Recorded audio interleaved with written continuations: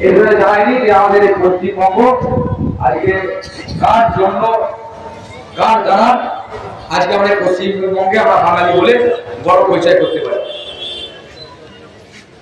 আজকে সেই বিশেষ যুগ। আজকে আমরা জানেন যে আমাদের যশস্বী প্রধানমন্ত্রী আজ তারা কোথায় বাড়িতে আসছে, ঠিক আছে এই দিনই আমাদের শ্যামপ্রসাদ মুখার্জি মহাশয় বলেছিলেন এবং ওই মাটি থেকেই তিনি উজাড় করেছিলেন যে পশ্চিমবঙ্গকে কোনোরকম আলাদা করা যাবে না। তার চিন্তাধারা দিকে দিকে তিনি ছড়িয়েছিলেন এবং তার পারদর্শিতা তিনি কাজে লাগিয়েছিলেন। তিনি বলেছিলেন অন্যায়ের প্রতিবাদ করো, অন্যায়ের প্রতিরোধ করো, আর অন্যায়ের প্রতিশোধ নাও। আজকে আমরা বাঙালি হিসেবে গর্বিত যে আমরা আমাদের শ্যামপ্রসাদ মুখার্জির মতো একটা অভিভাবক বা নেতা আমরা পেয়েছিলাম বলে আজকে আমরা বাঙালি গর্ব করতে পারি। আজকে পশ্চিমবঙ্গে যে আশুতোষ বন্দ্যোপাধ্যায় যে সুসন্তান, যে বিজেপি দলের সৃষ্টিকর্তা, আমরা দেখলাম যে পশ্চিমবঙ্গে আমাদের এই দল কিন্তু ক্ষমতা আসতে পারেনি। আজকে আমাদের কাছে আনন্দের বিষয় যে তার নেতৃত্বে যে দল, আজকে সেই দল পশ্চিমবঙ্গের মাটিতে ক্ষমতায় এসছে। যাই হোক, আমি আমার বক্তব্য বাড়াবো না, আমার অনেক সুবক্তা এখানে রয়েছেন, তারা বক্তব্য রাখবেন। আমি দু চার কথা বলে বক্তব্য শেষ করলাম। জয় হিন্দ, বন্দে মাতরম, ভারত মাতা কি জয়।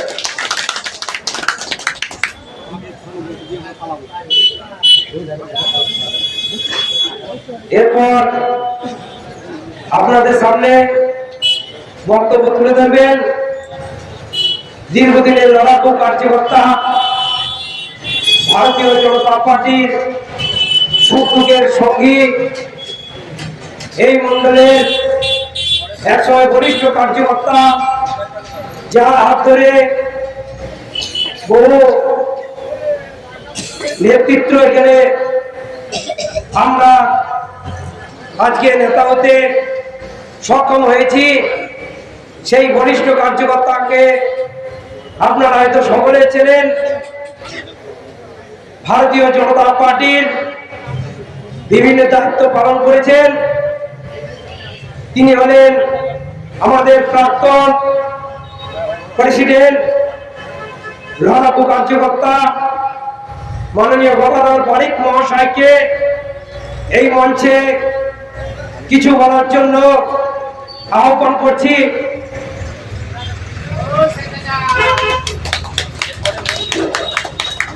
নমস্কার।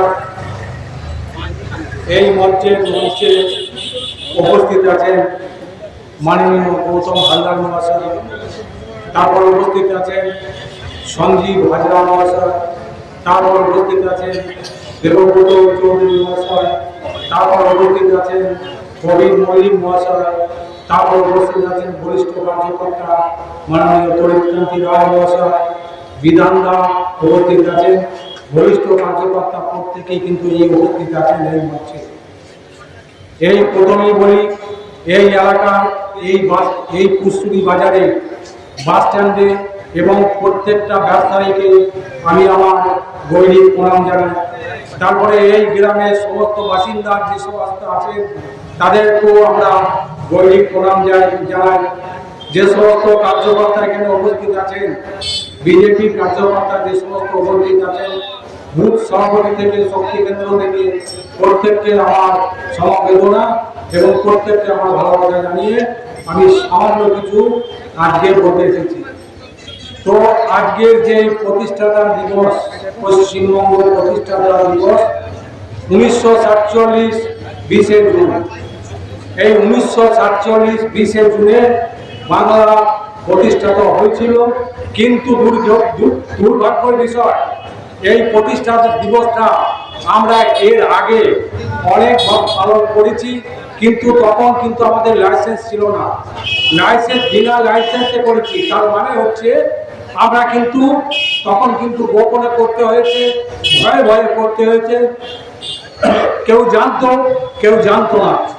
এই শ্যামাপ্রসাদের যে সমস্ত বাণী, শ্যামাপ্রসাদের যে সমস্ত বক্তব্য, সেগুলো কিন্তু আমরা কোনো মানুষের কাছে প্রচার করতে পারিনি।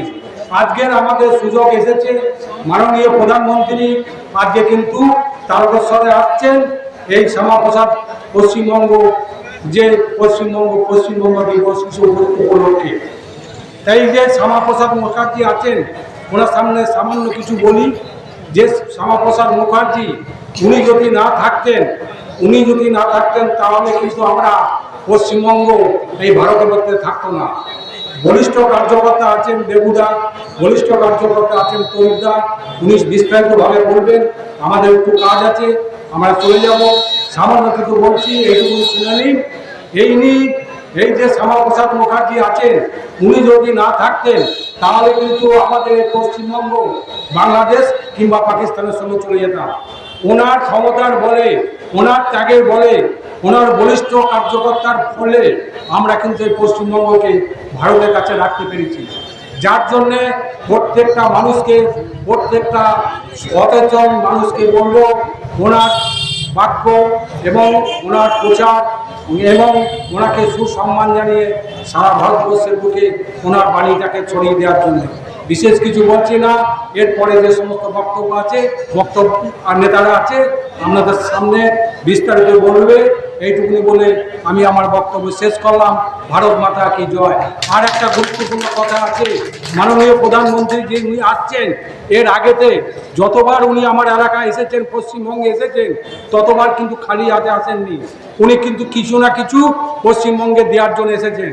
আপনারা যারা সম্মান নিধি, কৃষক সম্মান নিধি পান, এখন দেখুন গা প্রত্যেকটা কিষাণ সম্মান নিধি যারা পান তাদের মধ্যে তাদের অ্যাকাউন্টে 2000 টাকা ঢুকে গেছে। উনি কিন্তু আরও অনেক কিছু প্রকল্প নিয়ে এসেছেন পশ্চিমবঙ্গবাসীকে দেওয়ার জন্য। এবং আমাদের যে সরকার বলেছেন এই ডবল ইঞ্জিন সরকার, মানে ভারতবর্ষের যিনি প্রধানমন্ত্রী এবং পশ্চিমবঙ্গ, এটা কিন্তু একমাত্র এইবারই হয়েছে। এর আগে কিন্তু দুটো সরকার একসঙ্গে ছিল না। সেটা কিন্তু বিজেপি এবং পশ্চিমবঙ্গের প্রত্যেকটা মানুষ, প্রত্যেকটা কার্যকর্তাকে ধন্যবাদ জানিয়ে আমি আমাদের বক্তব্য শেষ করলাম। ভারত মাতা কি জয়।